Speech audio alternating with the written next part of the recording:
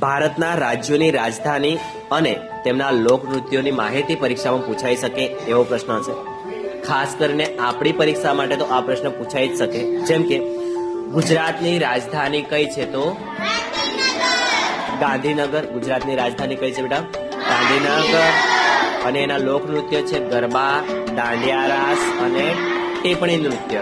ઠીક છે, આ તમારે યાદ રાખવાનું છે. બીજું છે મહારાષ્ટ્ર.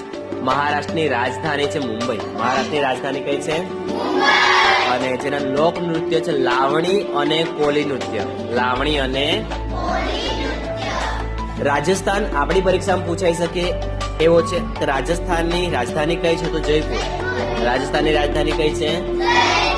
અને જયપુર. આ જે રાજસ્થાન છે એના લોક નૃત્ય છે બેટા ઘુમ્મર અને કાલબેલિયા. ઘુમ્મર અને આ કાલબેલિયા નૃત્ય વિશેનો પ્રશ્ન. પંજાબની રાજધાની ચંદીગઢ. જાનું લોકનૃત્ય છે ભાંગડા અને ગીધા. ભાંગડા અને પણ પ્રખ્યાત છે ભાંગડા. કયું છે એ જરા ધ્યાન આપજો. પશ્ચિમ બંગાળ આપણામાં નહીં પૂછાય. કર્ણાટક આપણામાં નહીં પૂછાય. કેરળનું પૂછાઈ શકે બેટા. કેરળની રાજધાની કઈ છે? તો તિરુવનંતપુરા. ઠીક છે. અને એનું લોકનૃત્ય ખાસ આપણામાં પૂછાય છે. આવું પૂછાય કથકલી કયા રાજ્યનું લોકનૃત્ય છે? તો કેરળનું. કયાનું છે? અથવા કેરળનું લોકનૃત્ય કયું છે? તો બેટા યાદ રાખો કથકલી. ત્યારબાદ આસામનું પૂછાય છે. આસામનું લોકનૃત્ય કયું છે? તો બિહુ.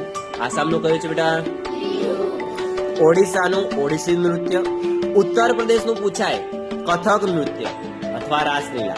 કથક નૃત્ય અથવા રાસલીલા. તો ઉત્તર પ્રદેશ જે છે તે એનું જે લોકનૃત્ય છે એ કયું છે? તો કથક. કયું છે? આંધ્રપ્રદેશમાં બેટા કચીપુડી અને વીર નાટ્યમ. કચીપુડી અને વીર નાટ્યમ. મિઝોરમનું ખાસ પૂછાય છે. મિઝોરમનું ખાસ પૂછાય છે ચેરાબ નૃત્ય. મિઝોરમનું કયું બેટા?